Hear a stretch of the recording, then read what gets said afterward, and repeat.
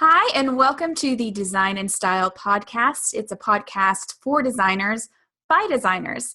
I am your co-host, Dixie, with Dixie Willard Design, and sitting here with me is Rachel Moriarty with Rachel Moriarty Interiors. Hello, everyone.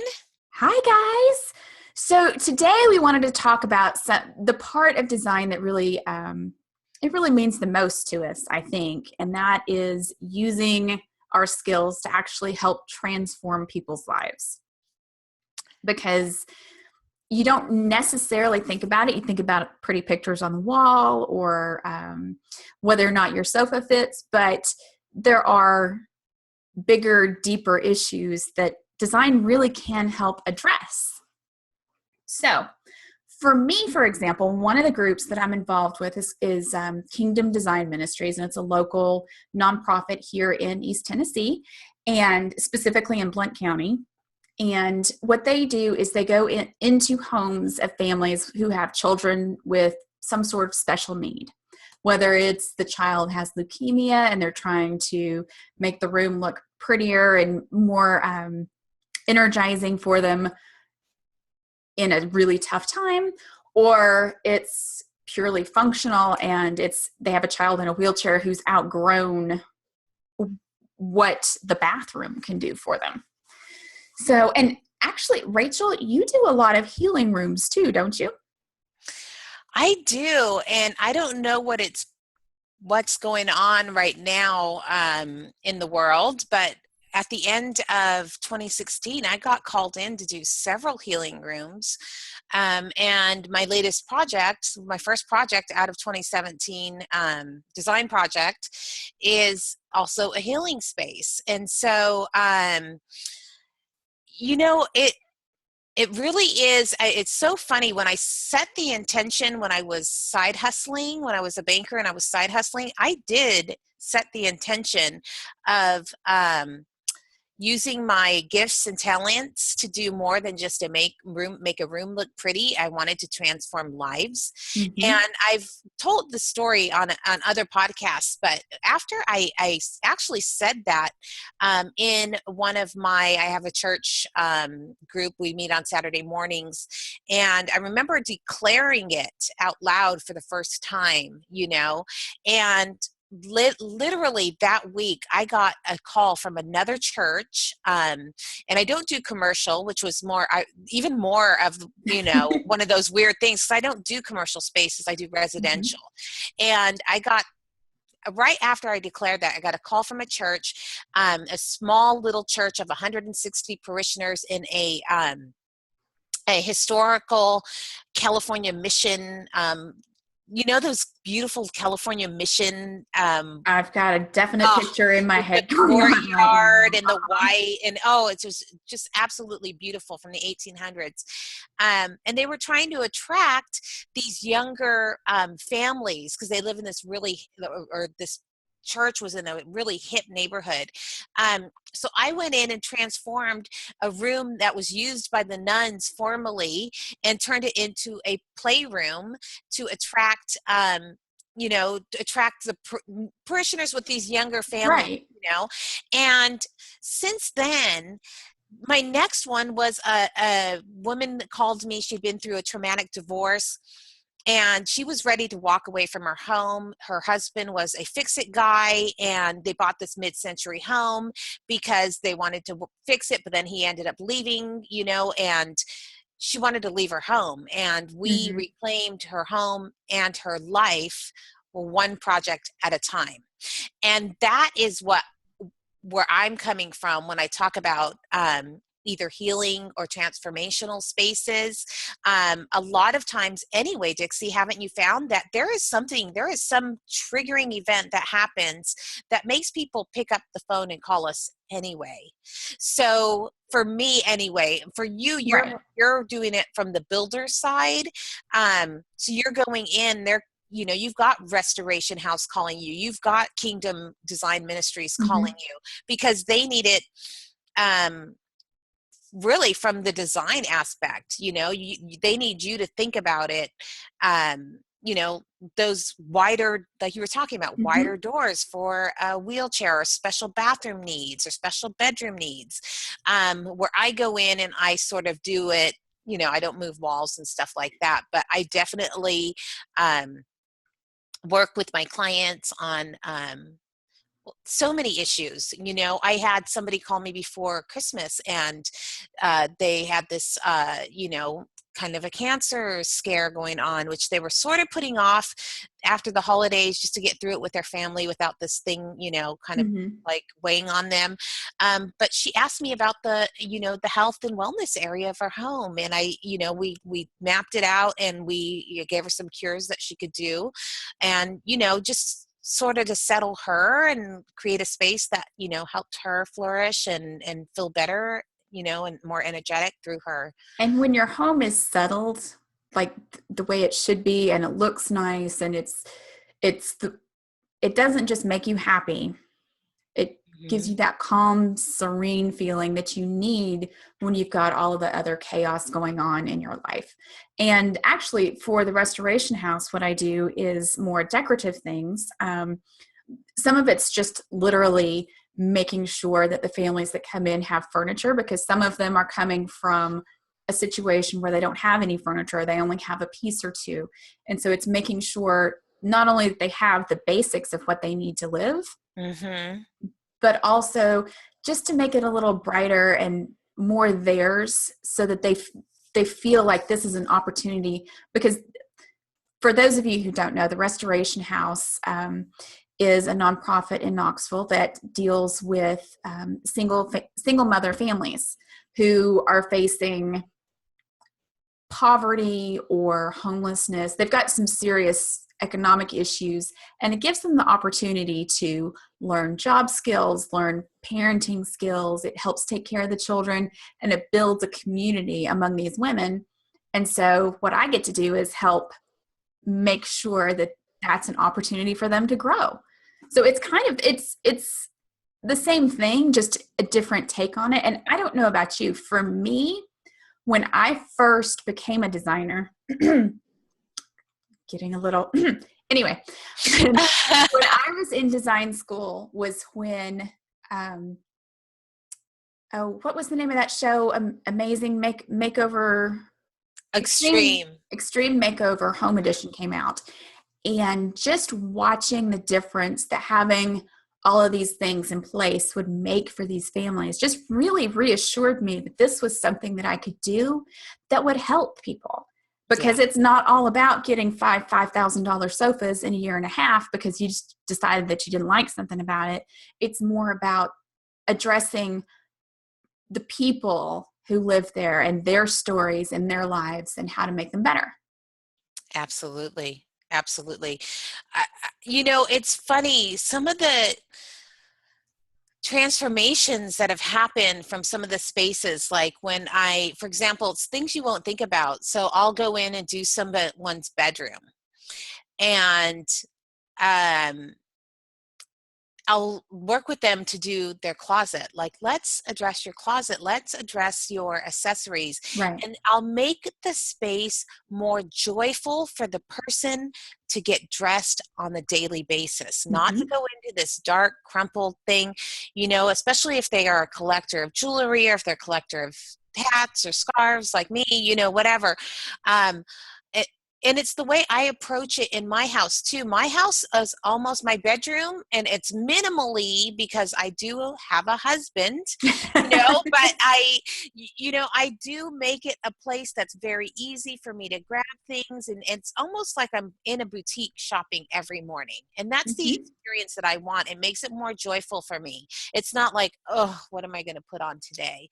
And so, because that's how I approach my personal style. I do that.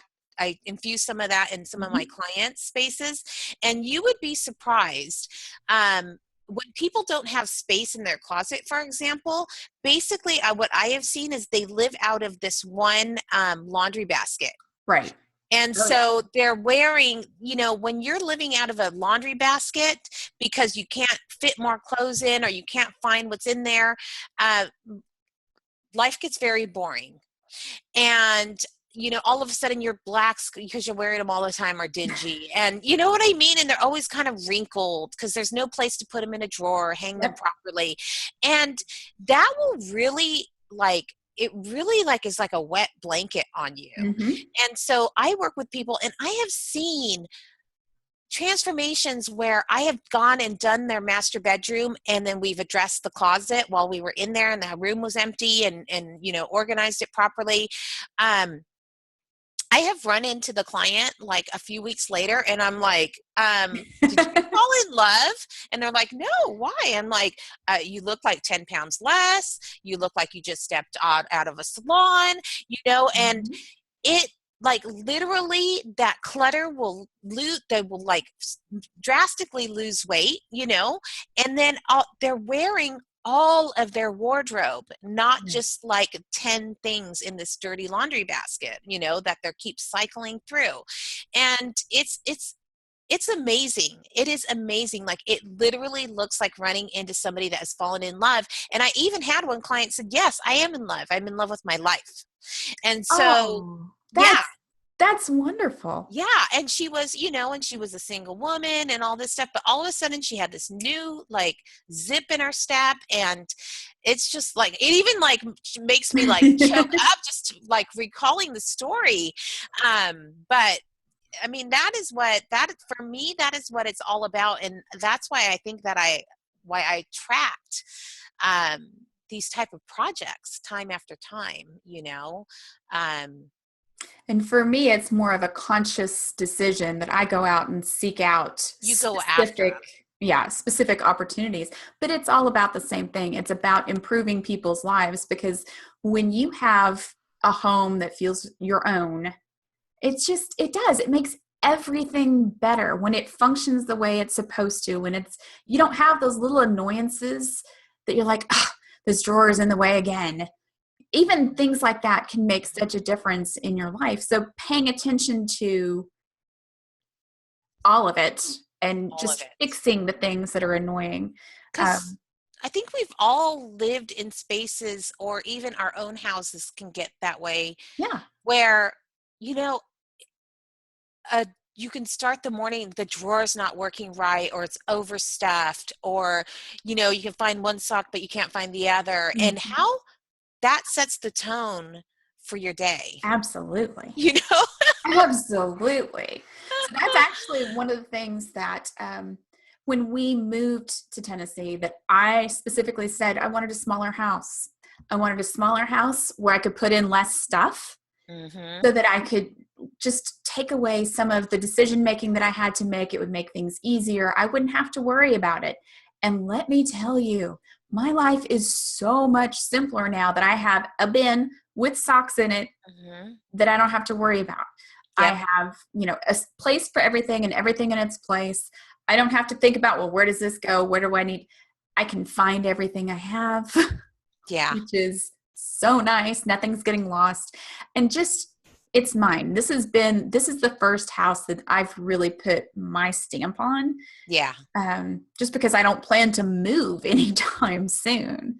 Yeah, and if you're just listening to us for the first time, Dixie, her husband's retired military, and Mhm. so you have been moving around your entire, and you were an army And a brat, military so brat. So my yes. whole life has been moving around, so that having an opportunity to, instead of forcing myself to fit into something, make something my own, is it's just really nice. It really is, to be able to feel like I can do what I want to make it mine. And my husband's, I don't discount him. He lives here too. Mm-hmm. Mm-hmm. But it's just one of those things where having a house that is well designed and that looks good and fits you, like I said, it just makes everything else so much easier. Plus, there's also the whole, I don't know about anybody else, but I know that Rachel feels this way too. My home is my retreat. It's my place to kind of chill out from the world, because there's so much going on out there. I need to come home and just have that breath of fresh air, I suppose. It's a place to relax and to rejuvenate. Those are the words I use a lot, actually. So if you're a homebody like us, you know that you need it to be your place to not deal with, but to just relax, really. I've Re-energize. said the same Sure. thing 3 I times. It's your know. turn, Rachel. Can you In say a it different a way. fourth time? No, I definitely, in fact, I even take the approach of I partner with my home. Yes. I partner with my home and I partner with my clothes, which is another podcast we but I do. It sounds super woo woo and maybe it is, but I believe that you can partner with your home to not only tell the story of where you've been, but set the intention of where you're going. And Mhm. so that's how I look at things. And that's probably why I get called a lot to do these transformational spaces. Um, I've done several where après divorce is a huge one, reclaiming your Mhm. home. After someone loses a spouse, I've done a couple of those, which Yes. are very, very transformational. Um, because you have to honor the past, but you also, the fact that somebody calls you means that they're ready to move forward. And so Mhm. sometimes you have to gently guide them through that because it is a painful process to go through. Even for them, even when they're ready, it's still a fine line to walk with somebody. And it takes a special designer, I think, to do that. And I don't think everybody has the either, like, you have to be very intuitive, you have to be very in tune, and you have to be very empathetic, and otherwise it could be frustrating, Mhm. because people say they want to move forward, but their actions kind of don't, Oh yeah. Been and there, so dealt with that, and in the end it was one of my favorite clients to work with. exactly, because you've been through the trenches with them, and Mhm. you become their best ally too. Basically you're on their payroll for life, because anytime they want to Mhm. make some sort of new transformation in their life, they call you because they know that you can help them get through that. So that's it. I've done a lot. I do a lot of altar spaces, and when I say altar, I mean it can mean a very like somebody who's just spiritual, as Mhm. in, maybe they're Buddhist, maybe they're just spiritual universe, type New Age stuff, but also a lot of Christian spaces that they have a space where they want to start the morning off with their devotionals. They have a lot of books. They have a lot of audio stuff, Mhm. audio, Yep. whatever. Um, and they want that's part of their morning ritual. So I've been called to do several of those spaces. I always ask, in fact, when I do a space, do you have some sort of practice? Because Absolutely. even I've done it in bedrooms where, I have one client that she's more spiritual than Christian, but we do the yoga mat and we do the Mhm. altar, and a place for her to set her intentions, and stuff like that. So I really, really get deep with some people, because I again, like I said, I believe in partnering with your home to get where you want to go. And the transformations I've seen in people's lives have been mind blowing. It's mind blowing what you can do when you set your mind to it and set the intention, and then have the space to help you Mhm. flourish. And even your sister's story, Girl, you you shared gonna make me before. cry? Why not? It's one of those episodes. I know. We're going there, huh? We're going there. Do it. Do it. So I I don't call myself a feng shui practitioner, but I have studied feng shui.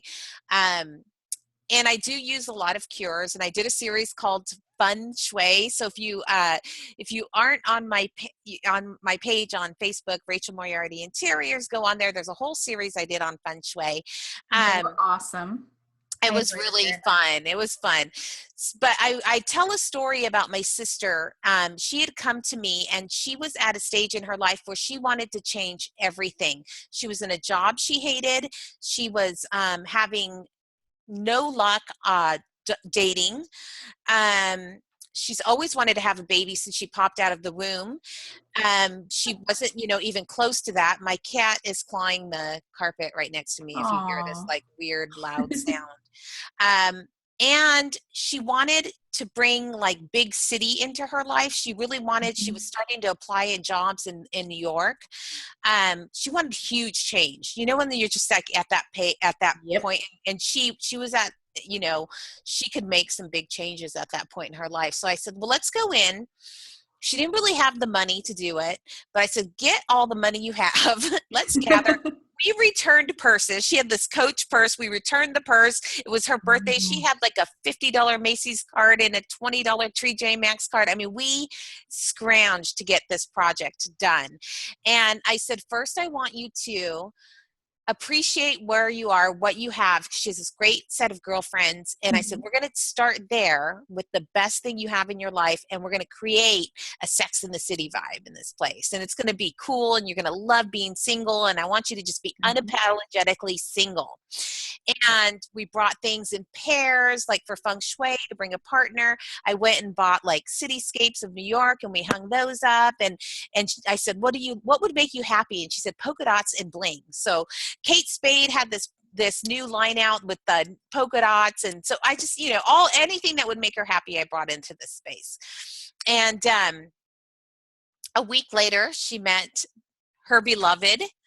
And she Which is is incredible. due. We are recording this right now. It is January. She's due in March. She's going to have a baby. She was in banking, and she got a job for a nonprofit that she had been working with for 15 years for free in her free time. And they hired her. They brought her on staff. And the man, her new beloved, is actually from Chicago. So since they've been together, she's been to Chicago several times. So we laughed that I should have put the Sears Tower in her house instead of New York skyline. But really what she was going for was that big city vibe. And so she got it. She's got, she's been hanging out in Chicago lots with her family. And so her new family. So yeah, I mean. What it sounds like to me, though, is you have taken a vision board, and instead of it being just a flat piece of paper with a bunch of pictures on it of Right. ideas, you have made it 3D and just absolutely surrounded her with it. I never thought of that. I never thought that vision boards worked until I made one and used it. So it just makes sense that absolutely just completely, not just focusing on it, but completely surrounding yourself and enveloping On yourself the daily with all of that. It only makes sense that that's going to lead you to where you want to go. And one of the things I love that you said is you didn't spend a lot of money. Because you don't have to spend a lot of money. It's not about breaking the bank. It's about being purposeful with what you do and creative. You have to get creative sometimes, but you can definitely you definitely need somebody creative that kind of knows some of these cures and tricks, for me, it's about the intention, though. It's more about the intention than putting 2 candlesticks on a table. Yeah, absolutely. It's about knowing what you want and just putting your focus on it like 100,000% at that point. Yeah.